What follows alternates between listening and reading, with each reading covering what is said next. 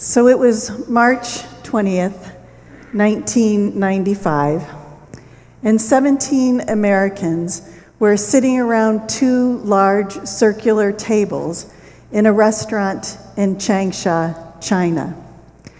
We had been to Beijing, where we had visited some tourist sites, but we were now in the city where our 11 daughters were currently living in a state-run orphanage. We had spent the morning completing required forms and documents, and if all went smoothly with the processing of our papers, we would be going to the orphanage on the next day to receive our daughters and to create our families. So we were sitting around the tables talking about what we were going to do with our last afternoon and evening before we became parents. We were an excited, an anxious, and an expectant group of adults. And as we were having our discussion, suddenly the leader of our group, Dr. Nancy Hendry, rushed into the restaurant and told us that for some reason the orphanage was releasing the girls a day early and we needed to go. There was no time to ask questions, no time to compose ourselves, just get to the hotel, grab diaper bags, and go. And shortly thereafter, 11 girls were placed in the arms of their parents. And those girls moved into our hearts, moved right into the center of our families, and our lives were forever changed. That's what happens, isn't it? When new people, new friends, new family members, new children move into our lives are just never the same. And so when God decided to move in with us, when God chose to try out incarnation, when God decided to move in with us as a baby, not just a few lives were changed, but rather the whole history of the world and generation upon generation of lives were forever changed. When Matthew was writing in his gospel the story of Christ's birth, he referred to the prophet Isaiah, and the prophet Isaiah who said that there would be a son born to us. It would be Emmanuel, God with us. That God was going to choose to move in with us as a baby and live with us. Wow! God decided to become one of us as the baby Jesus. Now, God didn't decide to do that because God was bored one afternoon. God didn't decide to do that because God was just curious about what it would be like to walk around with flesh and bones on. God didn't decide to do that to fiddle with the mixture of divine and human and see what that felt like. No, God decided to move in with us because I think God knew that Jesus could teach us a thing or two, that Jesus could give to us some gifts, some wisdom and insight that was really needed back then and that is oh so needed still today. God decided to move in with us as that baby, as Jesus, in order to offer to us a comforting gift.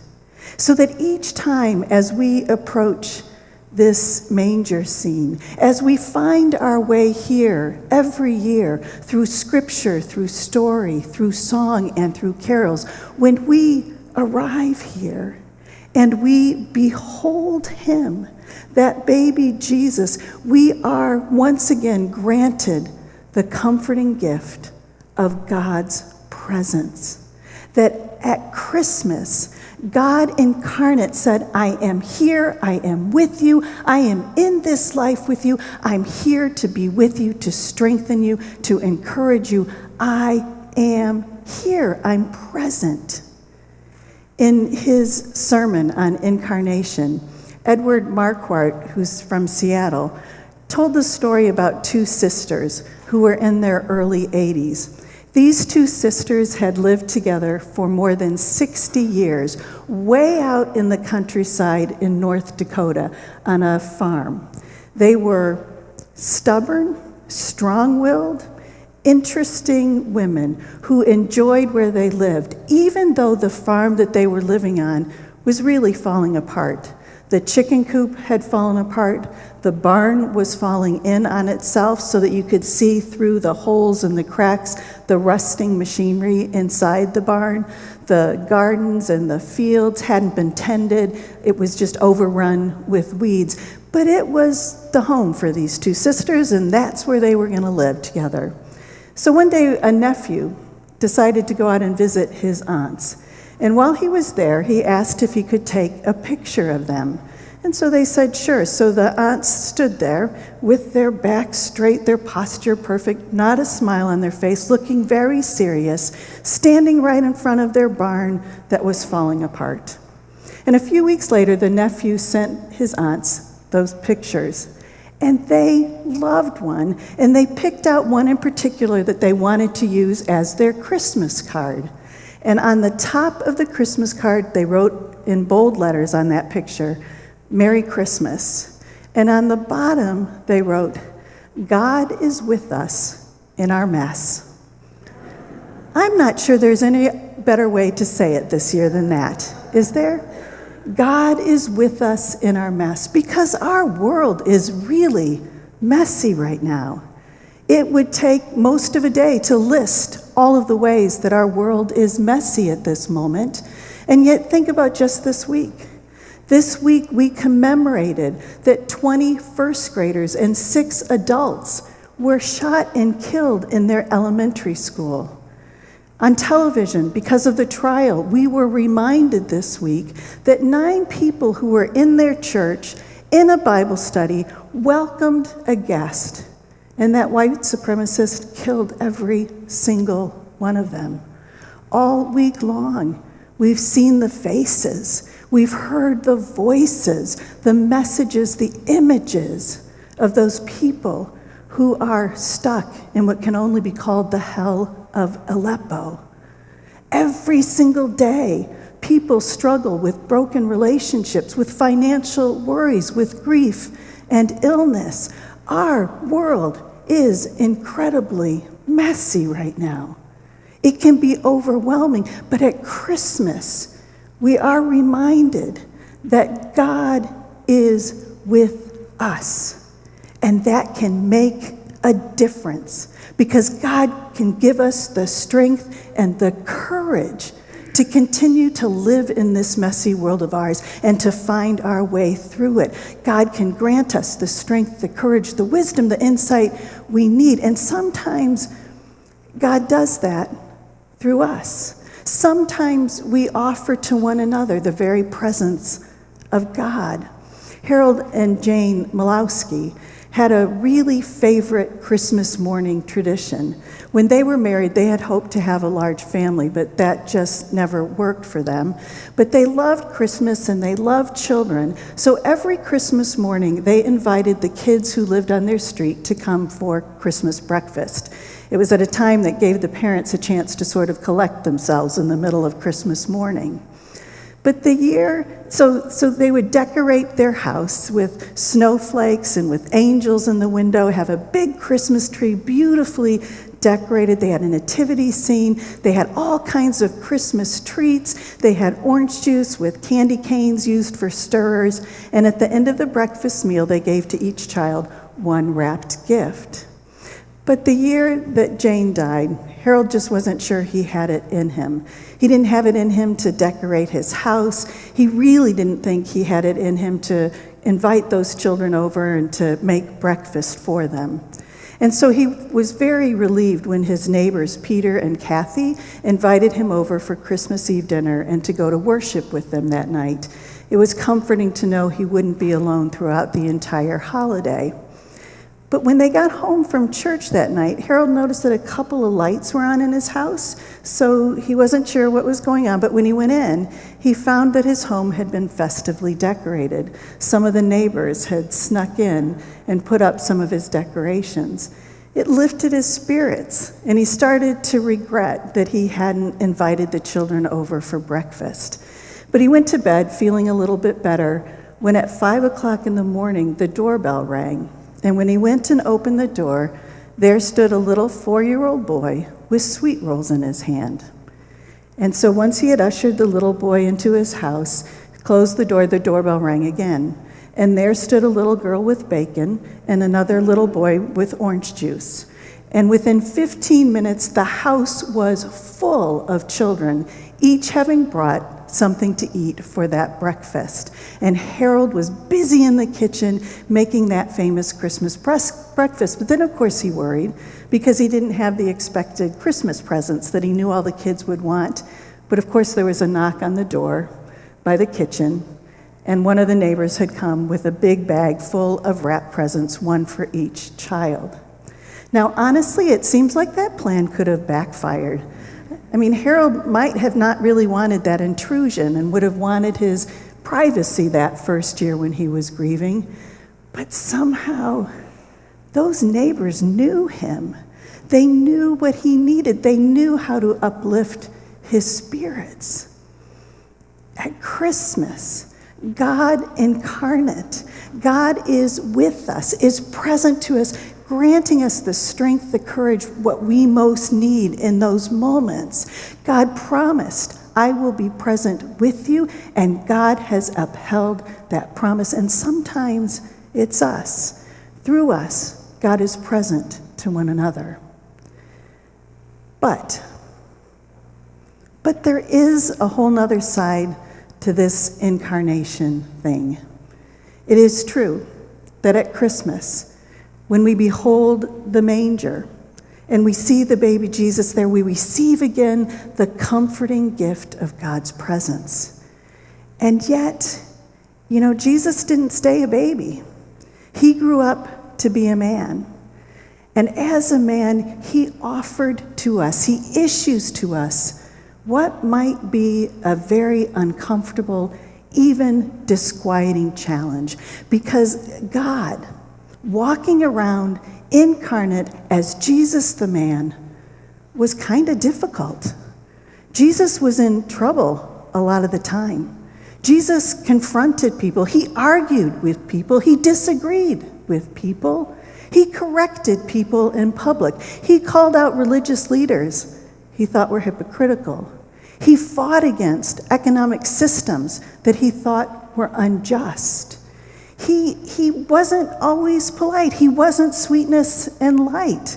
Sometimes he just said to religious leaders, "Woe to you hypocrites." Or he would say when he was teaching, I've heard that you've been taught this, but that's not really right. And I'm right, so listen to what I have to say. I'm not sure any of us would really have enjoyed having Jesus as a guest at our dinner table, because he was so forthright, bold, and brash.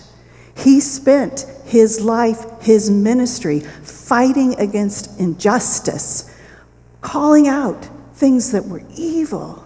He talked about those who were pushed aside by society, and he worked to be with them and help them. Yes, Jesus was compassionate, but part of being God incarnate was to challenge us to follow his lead.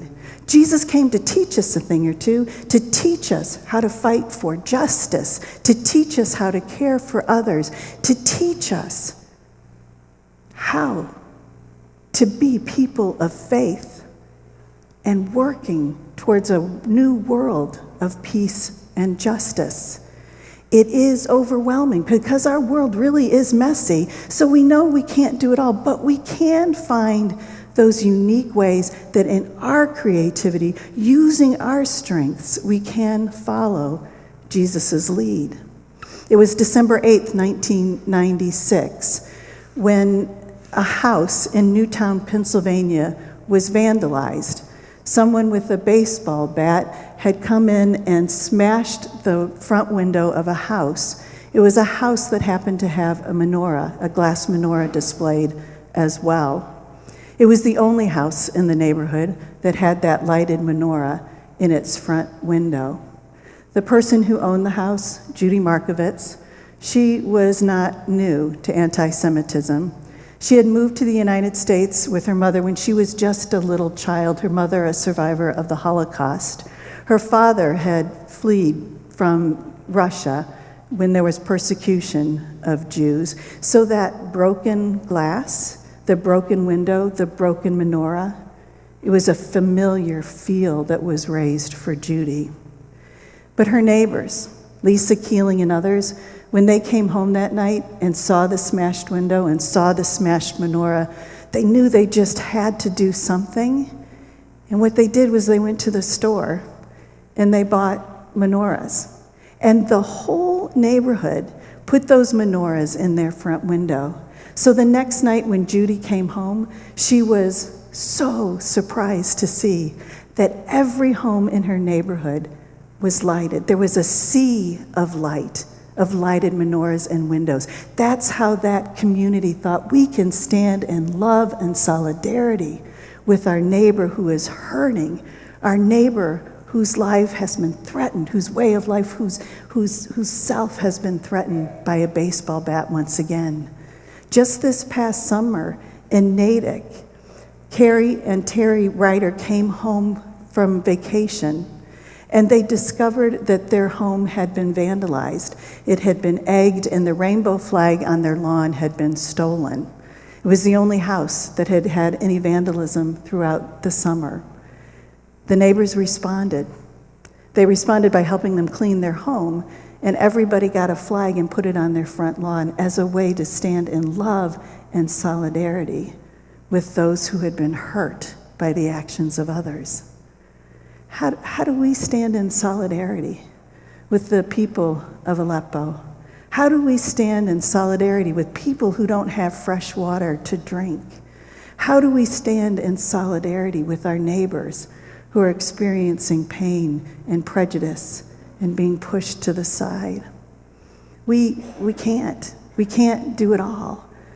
But God incarnate challenges us to find our creative and unique ways of standing for justice and standing for those who are hurting. Just this week on NPR, I heard about a couple, two guys who, back in the 80s, when the AIDS epidemic was so strong, they would constantly go to charity events, and when they went, they would create these gigantic, huge hats that had themes to them. If you were here at the holiday fair, you saw Brian Vossler's gigantic, huge hat that was like a whole Christmas right there. They did that kind of thing. They kept putting scenes on their hats, and their hats drew attention to the charity and drew attention to the cause, and they helped to raise lots of money. There's all kinds of unique and different ways that we can respond to this disquieting challenge to fight for God's justice and peace. So it's Christmas. God chose to move in with us. And when we come to this manger, we are reminded of the promise of God's presence. I'll be here. I'll help you. I'll strengthen you. I'll encourage you. I'll never disappear. But also, we have to receive the challenge, because God incarnate, walking around as Jesus the man, said, follow my lead. It might not make you popular, but you need to follow my lead. So this Christmas, may you receive the gift of God's presence, and may you embrace God's challenge. Amen.